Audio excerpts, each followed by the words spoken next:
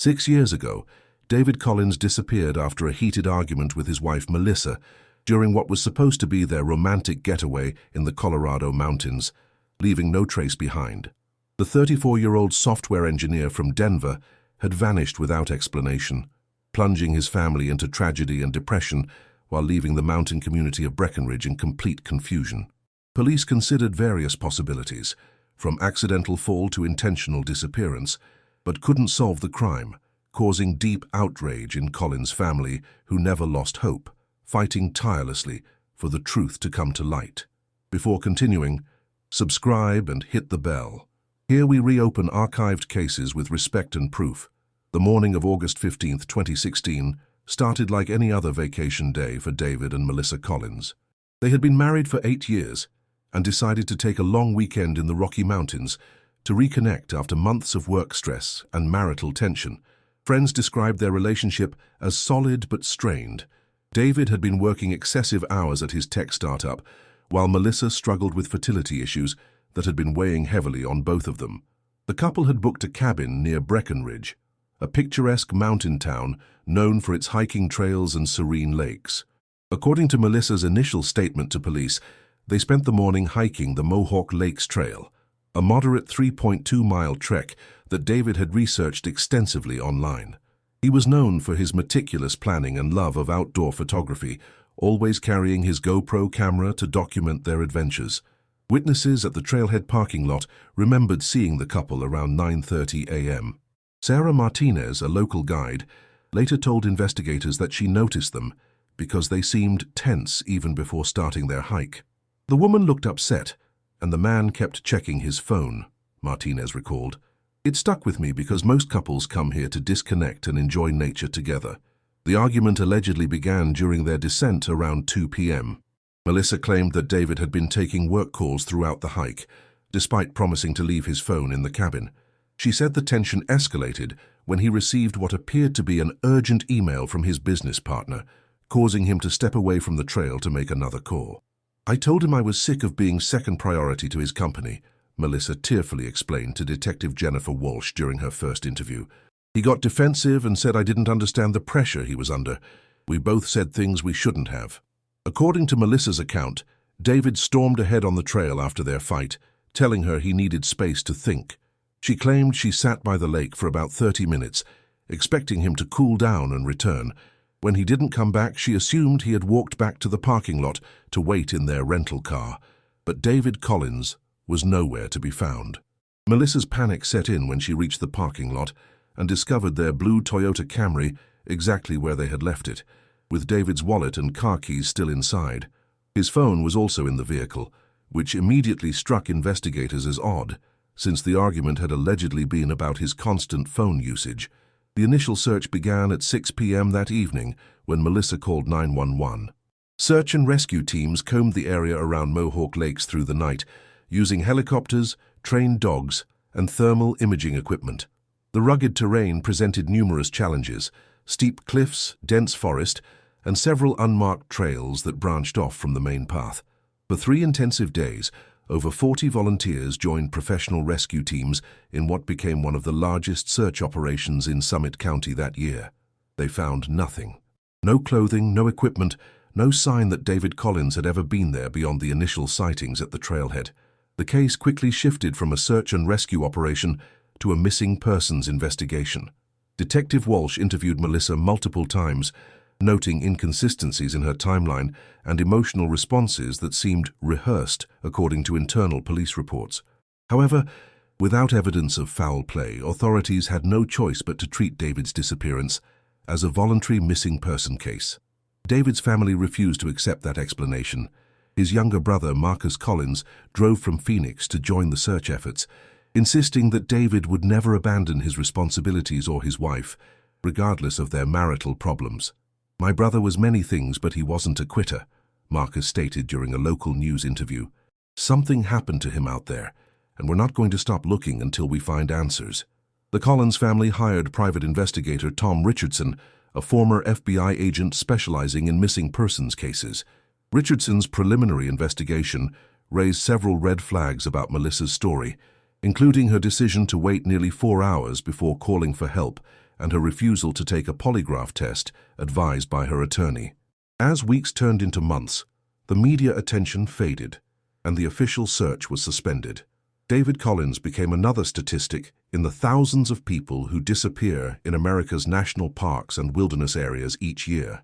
His family's anguish deepened with each passing season, while the mountain community gradually forgot about the missing software engineer from Denver. But the mountains keep secrets, and sometimes technology reveals them. The months following David Collins's disappearance transformed the Collins family into reluctant advocates for missing persons, haunted by unanswered questions and a justice system that seemed to have forgotten their son and brother. Marcus Collins took extended leave from his job as an aerospace engineer in Phoenix, moving temporarily to Colorado to coordinate search efforts that law enforcement had officially suspended, but the family refused to abandon. Every weekend, Marcus would drive to Breckenridge with a small group of volunteers, friends from David's college days, hiking enthusiasts from online forums, and other families who understood the crushing weight of unresolved disappearances. They would spread out across the Mohawk Lakes area with metal detectors, cameras, and GPS devices, methodically covering ground that professional teams had already searched multiple times. David's parents, Robert and Linda Collins, mortgaged their retirement home in Nebraska to fund the private investigation and offer a $25,000 reward for information leading to their son's whereabouts. Linda, a former elementary school teacher, created missing person flyers that she distributed throughout Colorado's mountain communities, refusing to let her son become another forgotten face on outdated posters. "Every morning, I wake up wondering if today will be the day we get answers," Linda confided to local reporter Jake Morrison during a 6-month anniversary interview. "I keep David's coffee mug on the counter and his favorite cereal in the cupboard. Call it denial, call it hope, I don't care. I won't accept that my son just vanished into thin air." Private investigator Tom Richardson's 6-month report painted a troubling picture of the case's handling. His analysis revealed that crucial evidence collection had been delayed, witness interviews were incomplete, and Melissa Collins had lawyered up within 48 hours of David's disappearance. Unusual behavior for a grieving spouse, according to Richardson's professional experience. The investigators' most significant finding involved David's digital footprint. Despite Melissa's claims that David had been constantly checking work emails during their hike, phone records showed no data usage after 11:47 a.m. on August 15th. Additionally, David's laptop at their Denver apartment contained deleted browser history from the days before their trip, including searches for Colorado divorce lawyers and hidden asset protection, information that had somehow been overlooked during the initial investigation. Richardson also discovered that the Collins marriage was far more troubled than publicly acknowledged. Interviews with David's co-workers revealed that he had confided about finding suspicious financial activity in their joint accounts and was considering separating from Melissa. 2 weeks before their Colorado trip, David had quietly consulted with attorney Michael Chen about protecting his share of the tech startup he co-founded with his business partner, Elena Rodriguez. David seemed paranoid about something in the weeks leading up to his vacation, Rodriguez told Richardson during a recorded interview. "He asked me several times about what would happen to his ownership stake if something happened to him. I thought he was just being dramatic about their marriage problems, but looking back it feels like he suspected something." Meanwhile, Melissa Collins had moved back to her hometown of Austin, Texas, claiming she couldn't bear to stay in Denver surrounded by memories of David. She declined multiple interview requests from Richardson and refused to participate in a podcast series about David's disappearance that gained national attention in 2018.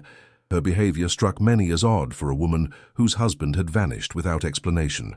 Social media posts showed Melissa socializing and traveling within months of David's disappearance, leading to harsh criticism from online amateur investigators who accused her of suspicious behavior.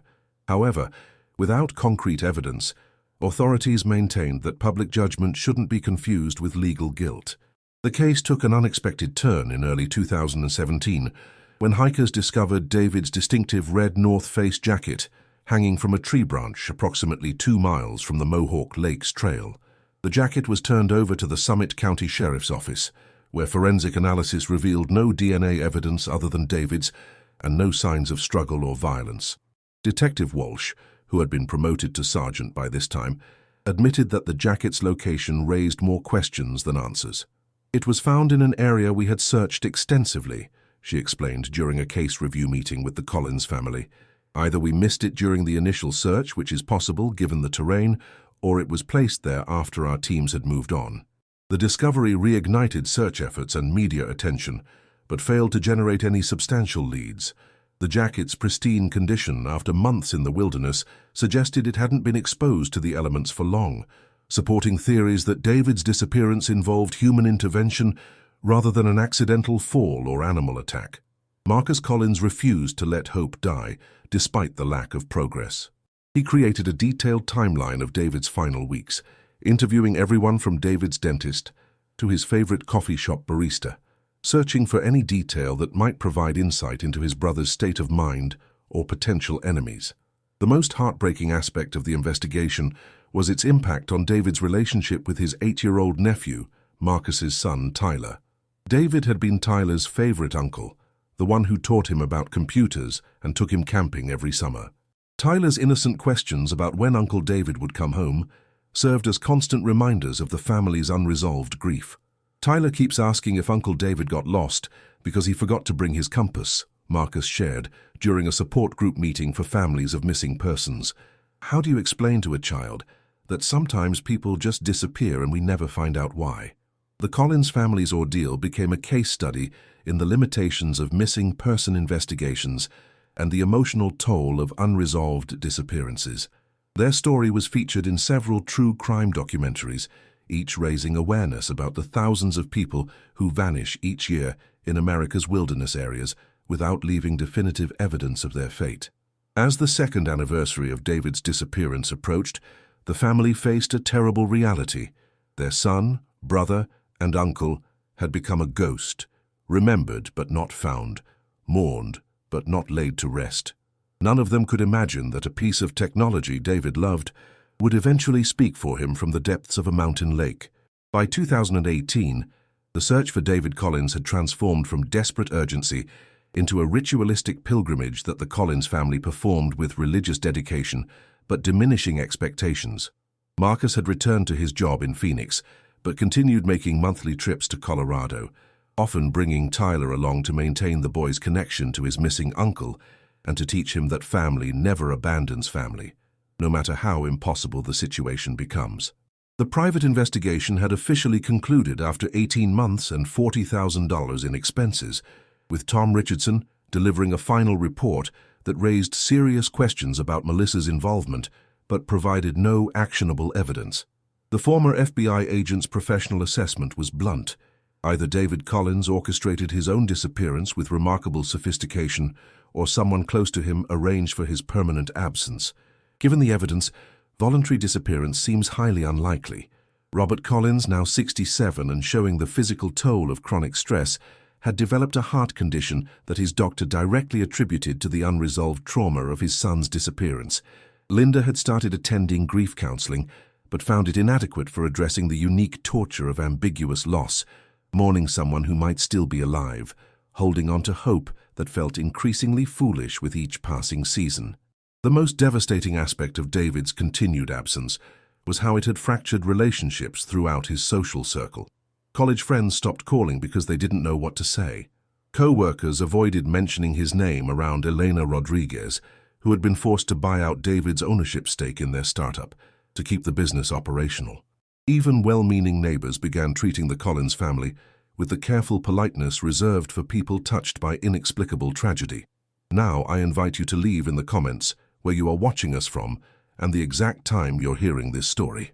We're interested in knowing what places and what moments of the day or night these documented accounts reach. Detective Sergeant Jennifer Walsh had been promoted again and transferred to the Denver Police Department, but she maintained an informal interest in David's case. Every few months, she would review the file, hoping that new technology or a fresh perspective might reveal something her team had missed. The case haunted her professional conscience, not because she believed they had made errors, but because she suspected the truth was hiding behind a wall of legal protections and spousal privilege that law enforcement couldn't penetrate. "I've worked hundreds of missing person cases," Walsh confided to her partner during a quiet moment at their Denver precinct. The ones that keep you awake aren't the obvious homicides or clear accidents. It's the cases like David Collins, where everything points in one direction but you can't prove it, and somewhere out there, someone knows exactly what happened. The third anniversary of David's disappearance passed without media coverage or public remembrance. The Collins family held a private vigil at the Mohawk Lakes trailhead, reading letters they had written to David over the past year, expressions of love, updates about Tyler's progress in school, and promises that they would never stop looking for answers. Melissa Collins had remarried in 2019, taking her new husband's surname and effectively erasing her connection to the Collins family. Her wedding photos, posted briefly on social media before her accounts went private, showed a radiant bride who seemed to have moved on completely from the tragedy that had defined her previous life. The timing struck many as inappropriate, though grief counselors acknowledged that people process loss differently and surviving spouses shouldn't be condemned for seeking happiness. Marcus struggled with anger toward Melissa that he recognized was potentially unfair but couldn't fully suppress.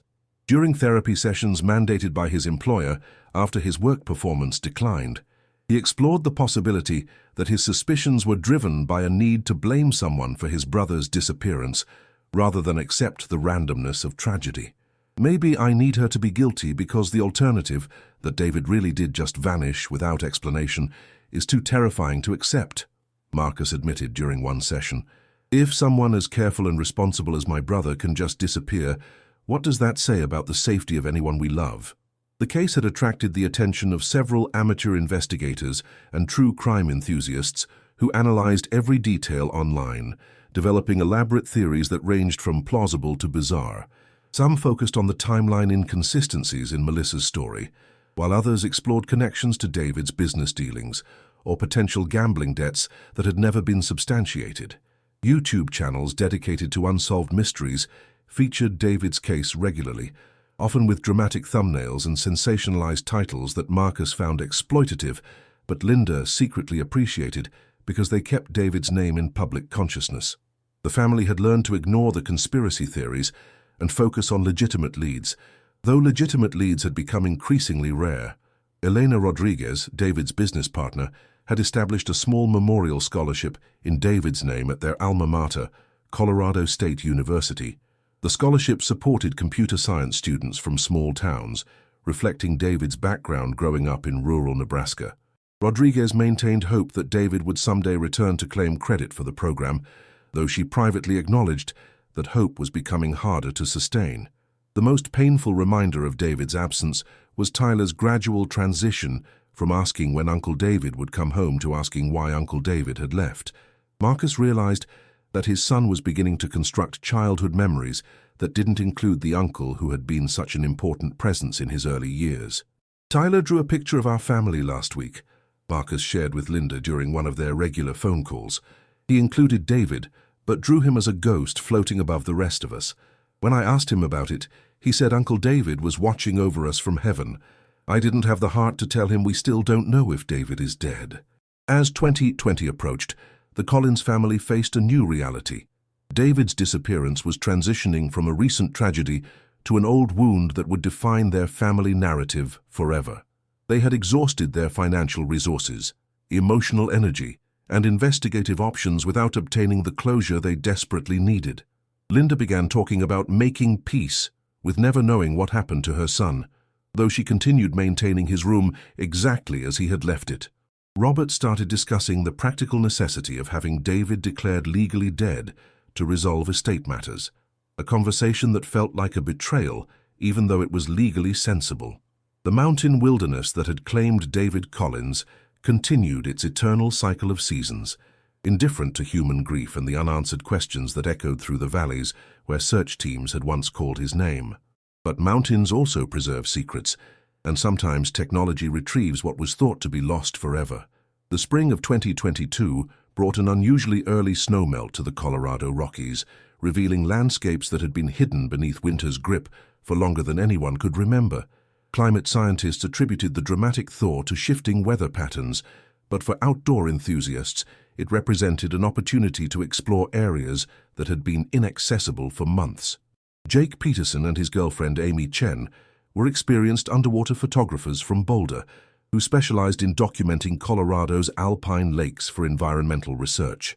Their project involved creating before and after imagery to track the impact of climate change on high-altitude ecosystems, work that required diving in remote locations where most people never ventured.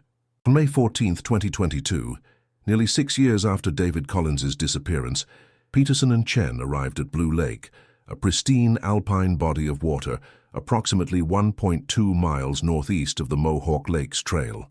The lake wasn't part of the original search grid because it required technical climbing skills to access and seemed unlikely for a casual day hiker to reach, especially during what was supposed to be a romantic getaway hike. The water was clearer than we'd ever seen it, Peterson later explained to investigators. The early snowmelt had filled the lake, but the sediment hadn't had time to settle like it normally does by midsummer. Visibility was probably 40 feet, which is exceptional for a mountain lake. The diving expedition began as routine environmental documentation. Peterson descended to approximately 30 feet, while Chen monitored from the surface, following standard safety protocols they had refined over years of alpine lake diving. The lake floor revealed the typical debris field of fallen logs, scattered rocks, and occasional camping gear that careless visitors had lost or abandoned over the decades. But at 32 feet, Peterson's underwater spotlight illuminated something that shouldn't have been there, a bright orange object wedged beneath a fallen pine trunk, its artificial color standing out starkly against the natural browns and greens of the lake bottom. I thought it was a life jacket, or maybe a sleeping bag that someone had lost, Peterson recalled. But as I got closer, I realized it was a waterproof case, the kind photographers use to protect expensive equipment underwater. The case was a Pelican 1400, designed to be watertight and virtually indestructible under extreme conditions. Peterson carefully extracted it from beneath the log, noting that it appeared to be in perfect condition despite what must have been years of submersion. The case was heavy, suggesting it contained something substantial, and a faded equipment tag was still partially visible through the clear plastic window. Upon surfacing, Peterson and Chen examined their discovery with growing excitement. The equipment tag, though partially degraded, clearly read D. Collins in neat handwriting, along with what appeared to be a Denver phone number. The case's locking mechanism had remained watertight, and something was definitely inside, though they couldn't determine what without opening it. We knew immediately this was significant, Chen explained. You don't just find expensive camera equipment in remote alpine lakes, unless something bad has happened. We decided not to open the case and contacted the Summit County Sheriff's Office right away. Detective Sarah Martinez, who had been assigned to cold cases after transferring from Denver, received the call at 3:47 p.m. Martinez had reviewed David Collins' file during her orientation and remembered the case because of its unusual circumstances and the family's persistent advocacy efforts. The discovery of photographic equipment with Collins's name in a lake near his last known location represented the first concrete evidence related to his disappearance in nearly 6 years. My first thought was that we might finally have answers for the Collins family, Martinez later testified. But I also knew that opening that case could either solve the mystery or create even more questions. Either way, we had to handle it exactly by the book. The recovery operation was treated as a potential crime scene. Martinez secured the area around Blue Lake, while the Summit County Coroner's Office and Colorado Bureau of Investigation were notified. Peterson and Chen provided detailed statements about the discovery location and condition of the case, including underwater photographs they had taken before bringing it to the surface. The case was transported to the CBI laboratory in Denver under strict chain-of-custody protocols. Marcus Collins received a call from Detective Martinez at 6:15 p.m., the first official contact the family had received about David's case in over 2 years. She told me they had found camera equipment with David's name on it, Marcus recalled. My first feeling was relief. Finally, we had something concrete. But then the reality hit me that if David's camera was at the bottom of a lake, David was probably somewhere nearby, and he wasn't coming home. Linda Collins collapsed when Marcus called to share the news. 6 years of sustained hope and stubborn denial suddenly collided with the likelihood that her son was dead, had been dead all along, and that their searches and vigils and private investigations had been elaborate forms of mourning rather than rescue efforts. The media attention returned immediately. News vans appeared at the Collins family home in Nebraska, and reporters began calling everyone even remotely connected to David's disappearance. The story gained national traction because of the dramatic discovery method and the years-long mystery that had captured public attention through various true crime platforms. Melissa Collins, now Melissa Anderson, declined all interview requests through her attorney. Her silence reignited speculation about her potential involvement, though legal experts noted that remaining quiet was standard advice for anyone connected to a criminal investigation, regardless of guilt or innocence. The formal opening of the waterproof case was scheduled for May 18th, with representatives from the Collins family, the district attorney's office, and the Colorado Bureau of Investigation present. The contents would either provide closure for a family that had endured 6 years of uncertainty, or reveal new mysteries that would complicate an already complex case. Detective Martinez spent the intervening days reviewing David's entire case file, preparing for the possibility that whatever was in that case would transform a missing persons investigation into a homicide. She also arranged for grief counselors to be available for the Collins family, knowing that answers they had desperately wanted might prove more devastating than the questions they had lived with. The mountains had finally surrendered one of their secrets, but as any experienced investigator knows, sometimes the truth is more complicated than the mystery that concealed it. As the Collins family prepared to learn what David's camera had recorded during his final moments, none of them could imagine that the truth would be both exactly what they suspected and completely different from what they had hoped to find.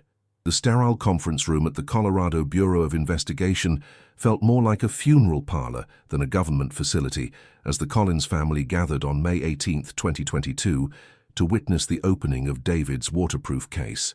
Marcus sat between his parents, while Tyler, now 14 and old enough to understand the gravity of the moment, remained at home with his aunt. Detective Martinez had prepared everyone for multiple possibilities. The case might contain routine vacation photos, evidence of an accident, or something more disturbing that could fundamentally alter their understanding of David's disappearance.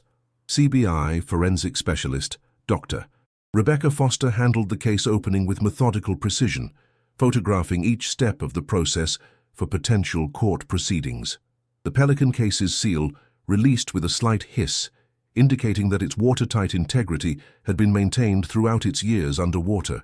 Inside, wrapped in additional waterproof pouches, lay a GoPro Hero 4 camera, 2 spare battery packs, and a 64 GB micro SD card that had been separately sealed in a small plastic container. The level of protection suggests someone who understood the importance of preserving digital evidence, Dr. Foster observed, as she carefully extracted each item. This wasn't casual gear storage. Everything was packed to survive long-term environmental exposure. The GoPro's battery had naturally depleted over the years, but the device appeared to be in perfect working condition. More importantly, the micro SD card showed no signs of water damage or corruption when examined under magnification. The card contained 47 gigabytes of data, representing hours of footage that could potentially document David's final days or reveal circumstances surrounding his disappearance. Detective Martinez made the decision to review the footage privately before sharing it with the family, a precaution designed to protect them from potentially traumatic content while ensuring that evidence was properly evaluated. The Collins family returned to their hotel while Martinez and Dr. Foster began the painstaking process of examining David's final recordings. The early footage was exactly what anyone would expect from a vacation documentation. David and Melissa driving through Colorado mountain scenery, checking into their cabin, preparing for their hiking adventure. David's voice on the recording sounded relaxed and excited about their getaway, with no indication of the marital tension that Melissa had described in her statements to police. "Look at this view, babe," David's recorded voice commented as he panned the camera across their cabin's deck. "This is exactly what we needed, just us and the mountains." Melissa's response was warm and affectionate, creating a stark contrast to her later claims about their relationship being strained and argumentative. The footage continued chronologically through their first evening and the morning of August 15, 2016. David had recorded their breakfast preparation, Melissa laughing at something on her phone, and their discussion about which trail to hike. Nothing in the early recordings supported Melissa's version of events regarding David's obsessive work behavior or their deteriorating relationship, But at 11:52 a.m. on August 15th, the tone of the recordings changed dramatically. If this case has already hooked you, leave a like. It helps David Collins' story reach more people. The camera captured what appeared to be a private conversation between David and someone off camera, though the audio was partially obscured by wind noise. Digital enhancement revealed that David was speaking to a man with what sounded like a slight accent, possibly Spanish or Portuguese. The conversation was tense, with David saying something about keeping our agreement and staying away from my family. Who was he talking to, Doctor? Foster asked Detective Martinez as they reviewed the footage. Melissa claimed they hiked alone, but there's clearly someone else present. The mystery deepened as the footage continued. David appeared to be following someone off the established trail, the camera bouncing with his movement through difficult terrain. His breathing was labored, not from exertion, but from what sounded like anxiety or fear. At several points, he looked directly into the camera lens and mouthed words that lip-reading analysis would later determine to be, "Help me," and "Tell Marcus." The final minutes of footage were the most disturbing. David had reached what appeared to be a remote clearing where two men were waiting, one of whom seemed to be the same person he had been speaking with earlier. The conversation was more audible now, and the content was devastating to everything the Collins family believed about David's disappearance. "You thought you could just walk away from us?" one of the men said in accented English. "Your debt doesn't disappear because you moved to Colorado." David's voice was steady but scared as he responded, "I told you I need more time. The business is finally profitable, but I can't access that kind of cash immediately without raising questions." The realization hit Detective Martinez like a physical blow. David Collins hadn't been an innocent victim of random violence or marital conflict. He had been involved with people who had finally come to collect on some kind of obligation, and his mountain vacation had been the perfect cover for a meeting that had gone terribly wrong. The camera continued recording as the conversation escalated. David attempted to negotiate, offering to transfer ownership of his business shares or provide access to cryptocurrency wallets that nobody in his family had known existed. But the men seemed uninterested in prolonged negotiations. "This ends today," one of them stated flatly. "You've had 3 years to make this right." The final moments of footage showed David being forced to walk toward what appeared to be the edge of a cliff or steep drop-off. The camera angle became chaotic as David apparently tried to run, and then everything went black after what sounded like a struggle and a distant splash. Detective Martinez sat in stunned silence as the footage ended. David Collins hadn't been murdered by his wife or died in a hiking accident. He had been killed by people connected to debts or obligations that his family had never suspected, and his body had likely been thrown into Blue Lake, along with his camera equipment. But the most shocking revelation was yet to come. Enhanced audio analysis of the final minutes revealed a female voice in the background, someone who had been present during David's final moments, but hadn't spoken until the very end. "Make sure you get all of his equipment," the voice instructed the men. "We can't have anything connecting this back to us." The voice belonged to Melissa Collins. Dr. I. Foster looked at Detective Martinez with the expression of someone who had just witnessed something that would haunt her professionally for years to come. "She was there," Foster said quietly. "She watched them kill her husband, and then she went back to the parking lot and called 911, pretending to be a worried wife." The GoPro had captured the truth that the Collins family had been seeking for 6 years, but the truth was more horrific than anyone had imagined. David hadn't disappeared. He had been murdered by his own wife working with unknown accomplices, and she had orchestrated an elaborate deception that had fooled law enforcement and devastated his family for years. Detective Martinez knew that the hardest part of her job was about to begin, telling the Collins family that they had finally found David, but that finding him meant learning that someone they had trusted and defended had betrayed him in the most ultimate way possible. The revelation that Melissa Collins had orchestrated her husband's murder sent shockwaves through the investigation team and fundamentally altered every aspect of the case that had been accepted as fact for 6 years. Detective Martinez spent the remainder of May 18th coordinating with the District Attorney's Office, the FBI, and various law enforcement agencies to begin building what would become one of Colorado's most complex conspiracy cases. The enhanced audio analysis continued revealing disturbing details from the GoPro footage. Melissa's voice could be heard providing specific instructions about disposal methods and cleanup procedures, suggesting a level of premeditation that contradicted her portrayal as a grieving widow who had simply been unlucky enough to lose her husband during a hiking argument. She knew exactly what was going to happen, audio specialist Jennifer Torres explained during her technical briefing. Her voice patterns show no surprise or distress when the violence occurs. She's calm, methodical, almost businesslike in her instructions to the other participants. Dr. Foster's forensic timeline analysis revealed that David had been recording for approximately 47 minutes after the point when Melissa claimed he had stormed off following their argument. The timestamps proved that Melissa's entire narrative about waiting by the lake for 30 minutes before assuming David had returned to the car was fabricated. She had been with David during his final moments, watching as he was murdered by people she had clearly arranged to meet. The investigation team faced the complex challenge of identifying the men who had actually committed the murder while simultaneously building a case against Melissa for conspiracy and first-degree murder. The accented voices on the recording suggested possible connections to organized crime or international debt collection, but without visual identification of the participants, tracking them down would require extensive investigation. Detective Martinez made the difficult decision to inform the Collins family about Melissa's involvement before the story leaked to media outlets that had been closely following the case developments. Marcus Collins took the call at 8:30 p.m. on May 18th, 6 hours after his family had waited hopefully in a Denver hotel for news about what David's camera had recorded. She said they had found evidence that Melissa was involved in David's death, Marcus later recalled. I thought she meant that Melissa had accidentally caused David to fall or something like that.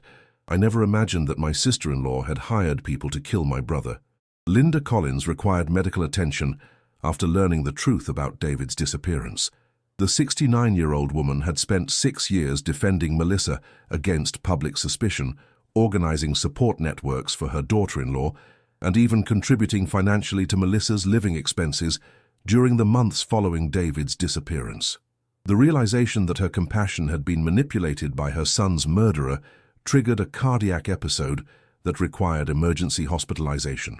Robert Collins's response was different, but equally devastating.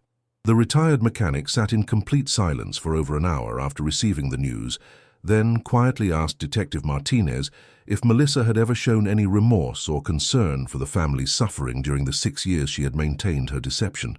That's what I can't understand, Robert told reporters during a later press conference.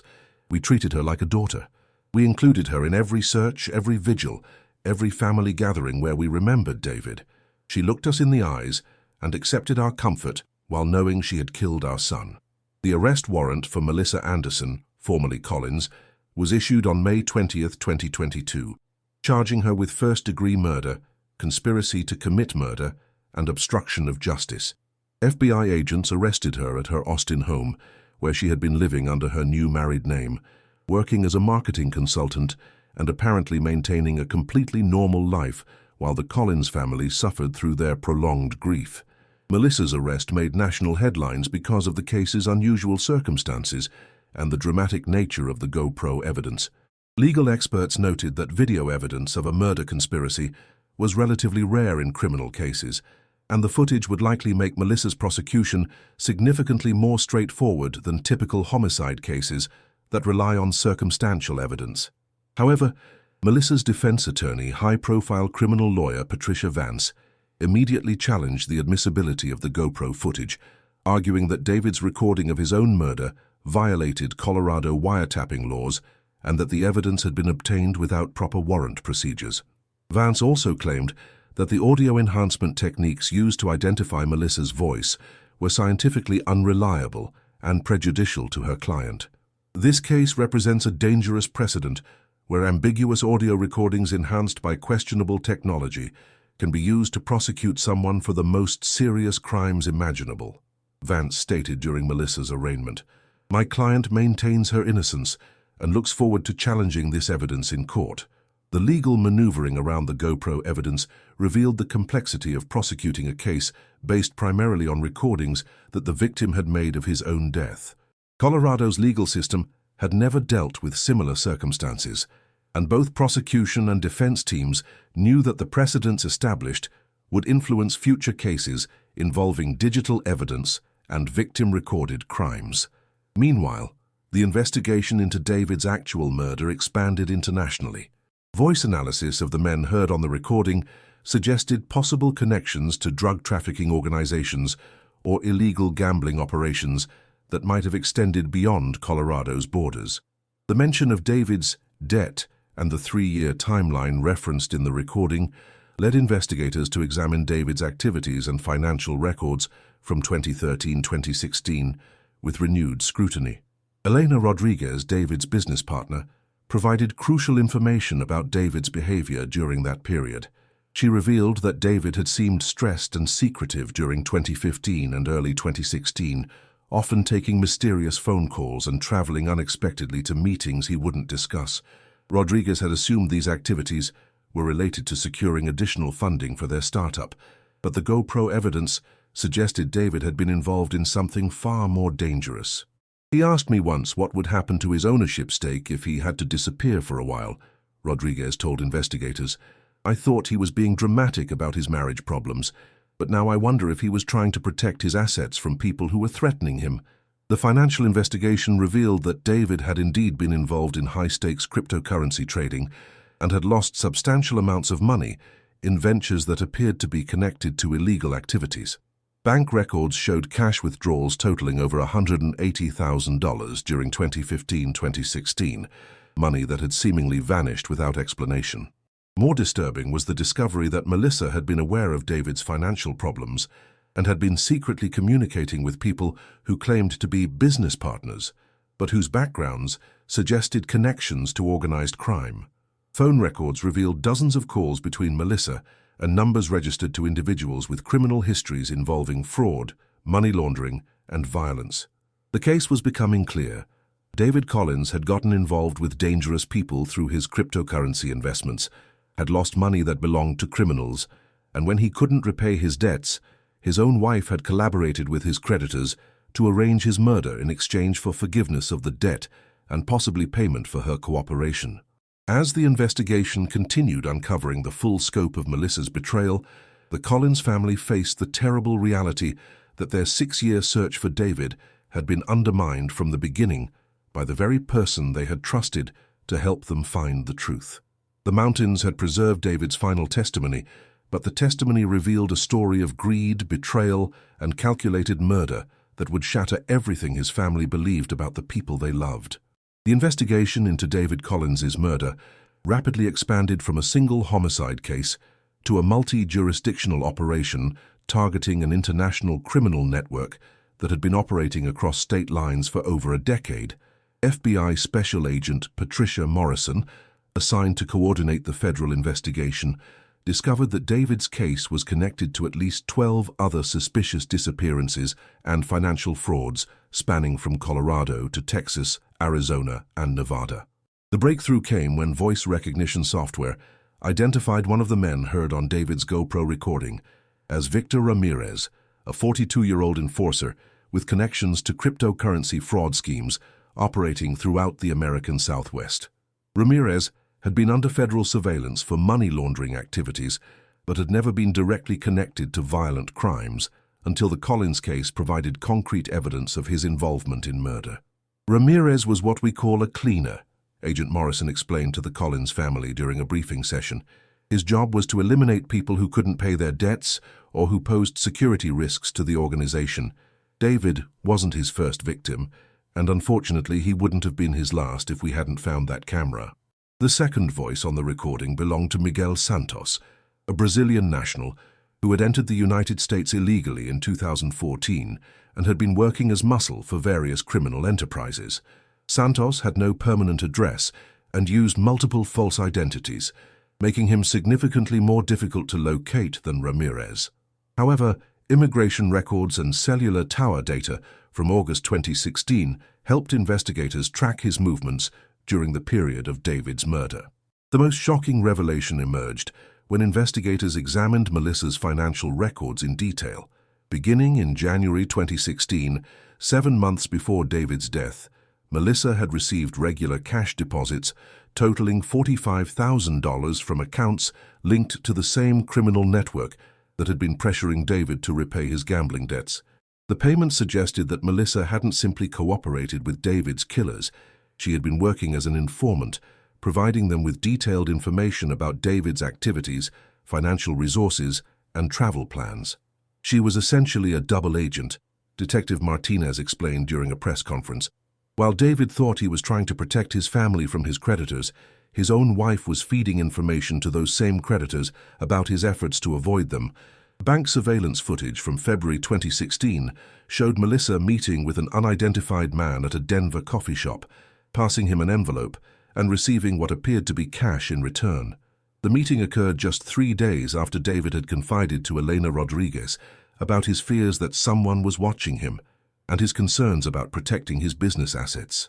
Phone records revealed that Melissa had been in contact with members of the criminal organization for months before David's death, receiving specific instructions about how to manipulate David into taking the Colorado vacation that would provide the perfect opportunity for his elimination.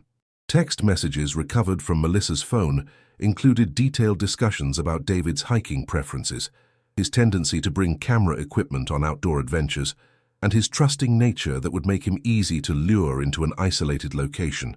The conspiracy had been carefully planned to ensure that David's death would appear to be either an accident or a voluntary disappearance.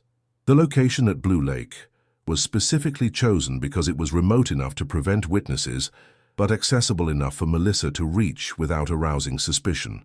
The plan had been for David's body and equipment to remain hidden underwater indefinitely, with no evidence that he had been murdered rather than simply vanished.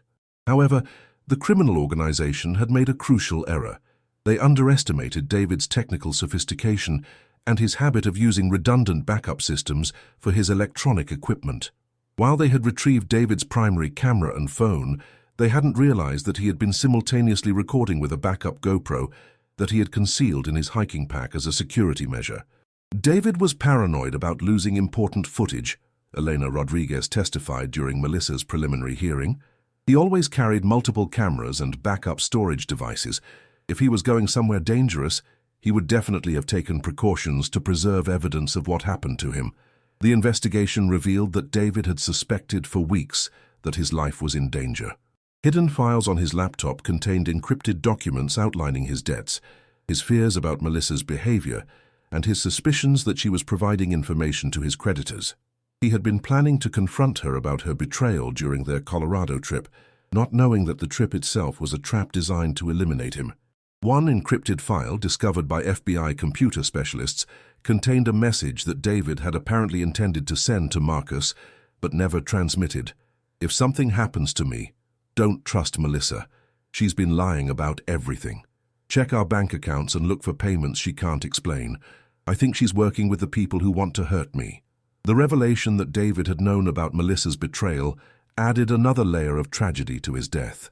He had gone to Colorado hoping to save his marriage by confronting his wife about her deception, but instead had walked into a carefully orchestrated murder that she had helped plan.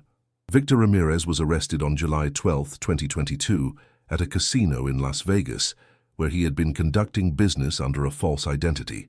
FBI agents found him carrying forged documents, $30,000 in cash, and a cell phone containing text messages that directly referenced the Collins operation. Ramirez immediately requested a plea bargain in exchange for information about other murders committed by the organization.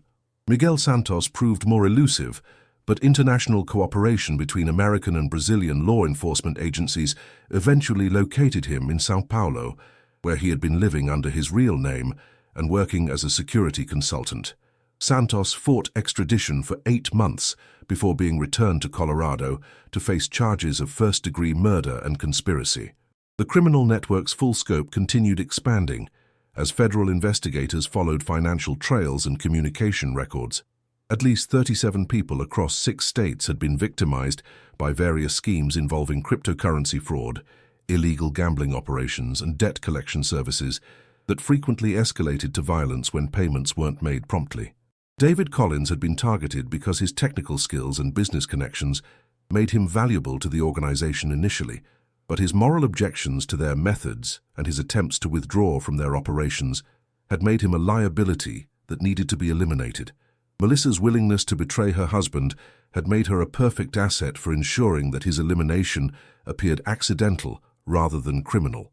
The investigation's expansion brought some measure of justice to other families who had lost loved ones to the same criminal network. But for the Collins family, each new revelation about the conspiracy that had killed David only deepened their understanding of how completely they had been deceived by someone they had trusted and loved.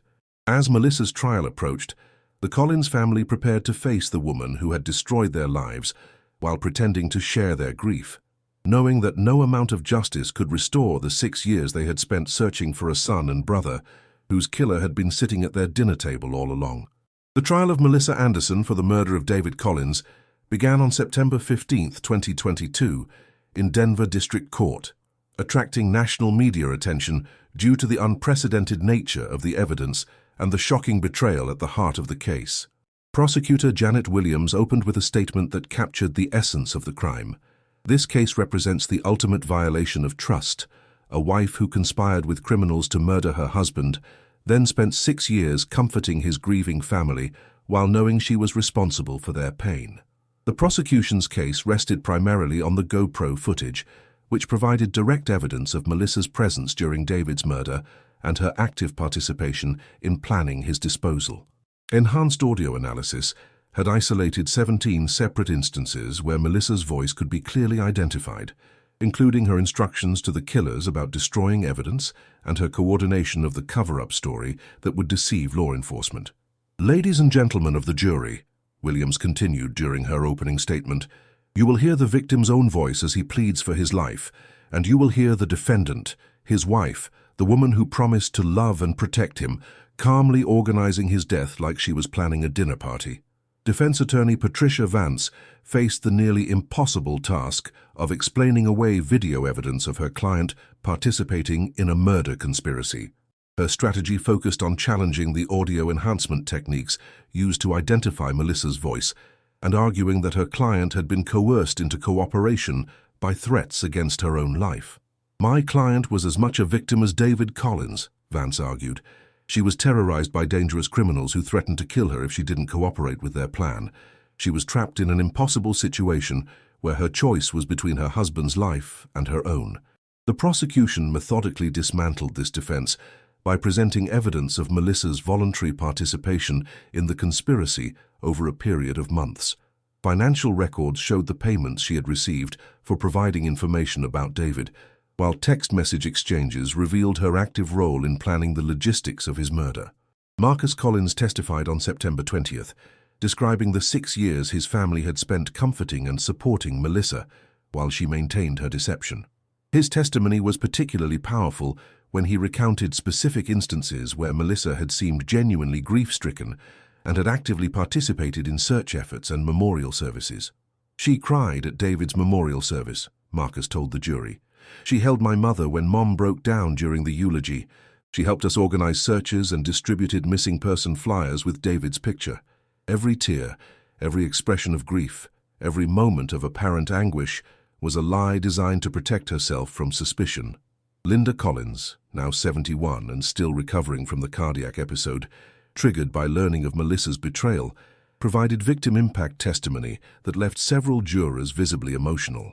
She described the unique torture of ambiguous loss, grieving someone who might still be alive, and how Melissa's presence had both comforted and unknowingly tormented the family.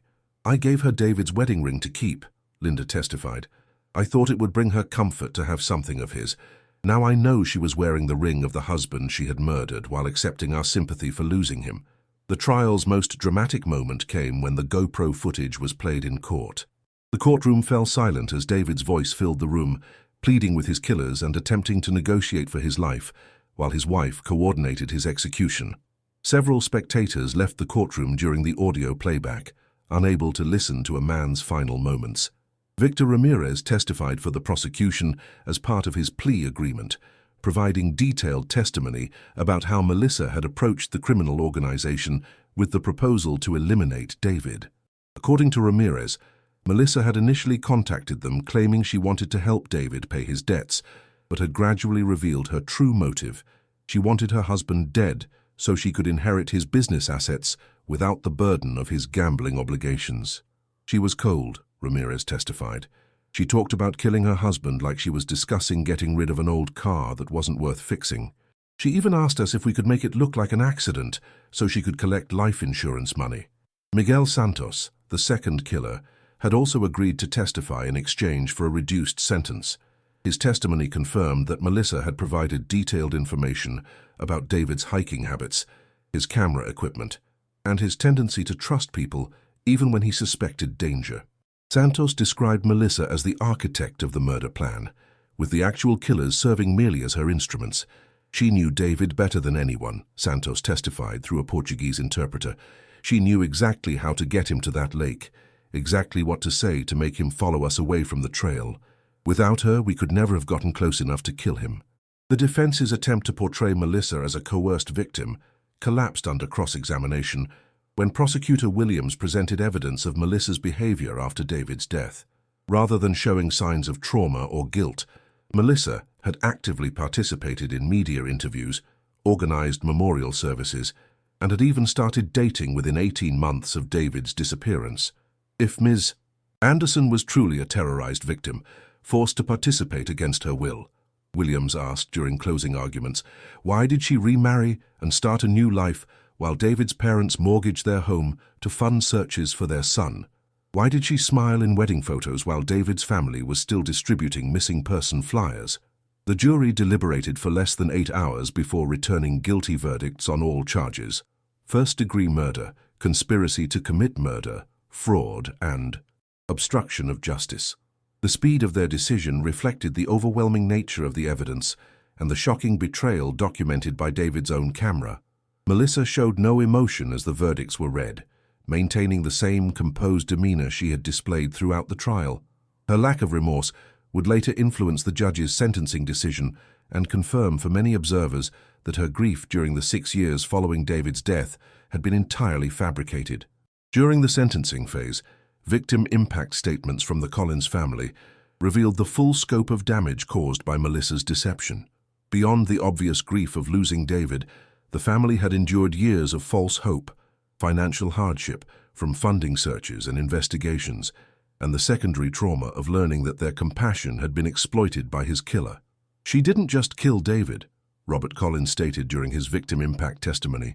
She killed our ability to trust, our ability to heal, our ability to move forward. She turned our love for our son into a weapon against us, and she used our grief to protect herself from justice. On November 18, 2022, Judge Patricia Morrison sentenced Melissa Anderson to life in prison without the possibility of parole, plus an additional 30 years for the conspiracy and obstruction charges. The sentence ensured that Melissa would never have the opportunity to deceive another family or profit from her crimes. This case represents a level of betrayal that challenges our understanding of human relationships, Judge Morrison stated during sentencing. The defendant didn't simply murder her husband. She weaponized the love and trust of his family to conceal her crime. She turned their grief into her shield and their hope into her protection. Such calculating cruelty demands the maximum penalty allowed by law. As Melissa was led away to begin her life sentence, she finally showed emotion, but it appeared to be anger at being caught rather than remorse for her actions. She neither apologized to the Collins family nor expressed any acknowledgement of the pain she had caused through her 6-year deception. The trial's conclusion brought legal justice for David Collins, but for his family, the healing process would be complicated by the knowledge that their 6 years of mourning had been manipulated by the very person responsible for their loss. 6 months after Melissa's sentencing, the Collins family faced the complex challenge of rebuilding their lives around a truth that was both a blessing and a curse. They finally knew what had happened to David, but that knowledge came with the devastating realization that their grief had been exploited and their hope had been weaponized against them by someone they had trusted completely. Marcus returned to his engineering job in Phoenix, but found that his relationship with Tyler had been fundamentally altered by the revelations about David's death. Tyler, now 15, struggled to process the fact that his beloved uncle had been murdered by someone the family had considered a victim deserving of their protection and support. How do you explain to a teenager that evil can look like kindness, that betrayal can masquerade as grief? Marcus confided to his therapist during one of their regular sessions. "Tyler keeps asking me how we didn't know, how we couldn't see what Melissa really was. I don't have answers, because I'm asking myself the same questions." Linda Collins had developed a complex form of post-traumatic stress that her counselors attributed to the unique nature of her victimization. Traditional grief counseling was inadequate for addressing the trauma of learning that her compassion had been manipulated by her son's killer for years. She experienced what psychologists termed betrayal trauma, a condition typically seen in victims of intimate partner violence, but rarely documented in cases involving extended family manipulation. "I keep going back through my memories of the last 6 years," Linda explained during a support group meeting for families of homicide victims. "Every hug I gave her, every time I told her we were in this together, every moment I tried to comfort her, it's all poisoned now." She was probably laughing at us internally while we treated her like family. Robert Collins channeled his anger into advocacy work, becoming a spokesperson for other families dealing with cold cases and missing persons investigations.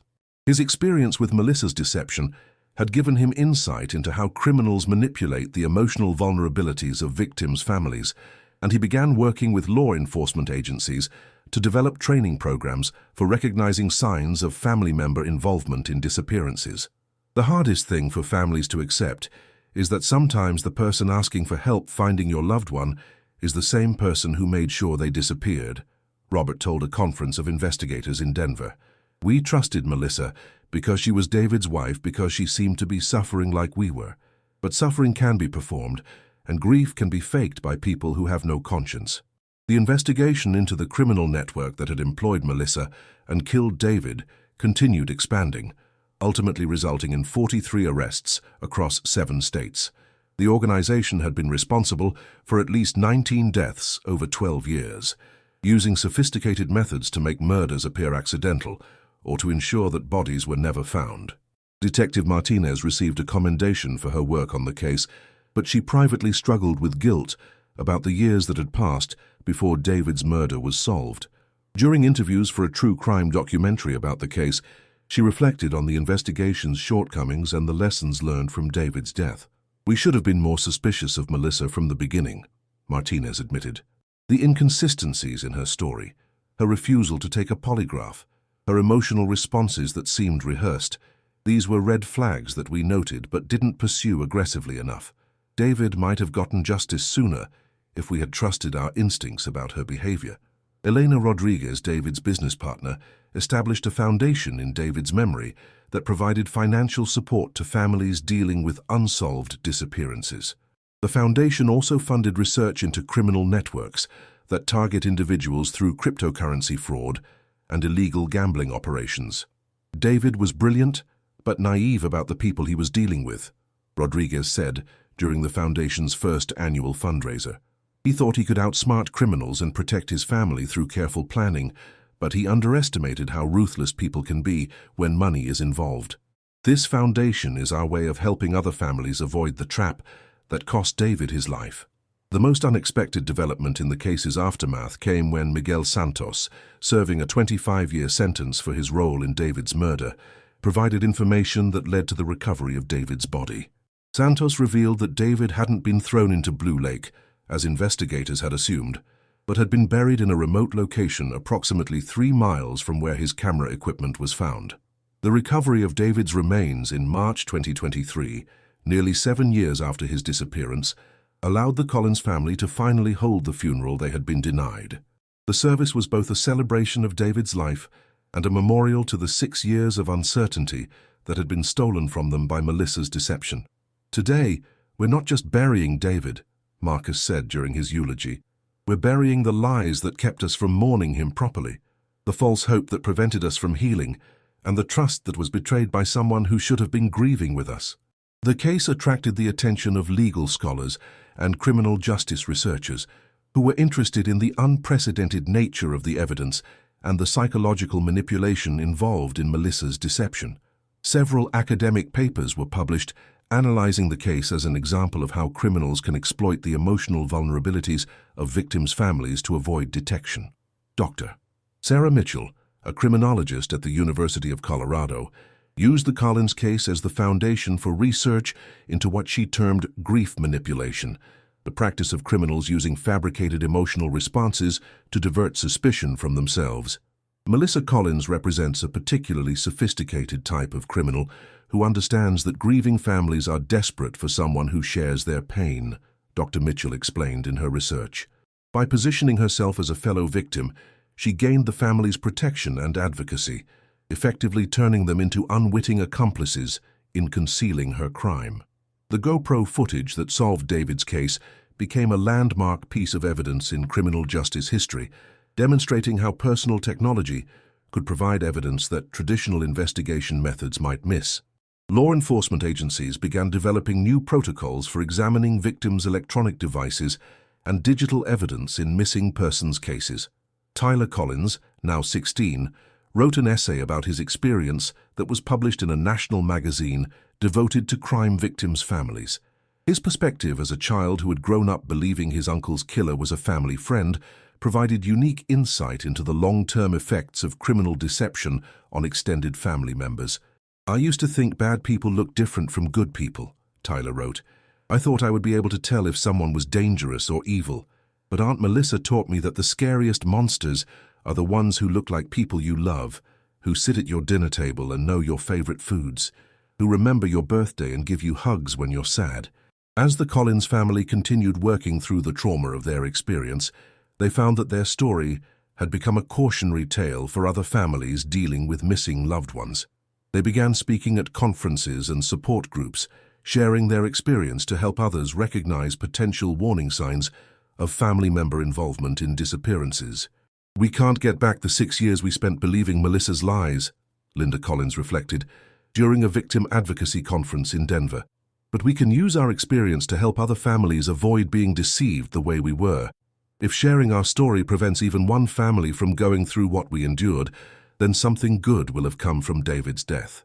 The mountains of Colorado continued their eternal cycle of seasons, indifferent to human tragedy and justice alike. But in the depths of Blue Lake, where David's camera had preserved the truth for years, the water reflected a different story, one of technology triumphing over deception, of evidence surviving despite attempts to destroy it, and of a family's love proving stronger than the betrayal that had tried to destroy them. David Collins had been silenced by murder, but his voice, preserved in digital memory, had ultimately spoken louder than the lies that tried to cover his death. In the end, the truth had emerged not from human investigation, but from David's own foresight in documenting his final moments, ensuring that even death couldn't prevent him from revealing who had betrayed him. The case closed with justice served and truth revealed, but for the Collins family, the real work of healing from betrayal and rebuilding trust would continue for years to come. They had learned that sometimes the most dangerous enemies are the ones who pretend to be allies, and that the most important victories come not from avoiding tragedy, but from surviving it with integrity intact. Subscribe to our channel to explore more archived and disturbing cases. Thank you for following David Collins' story. See you in the next video.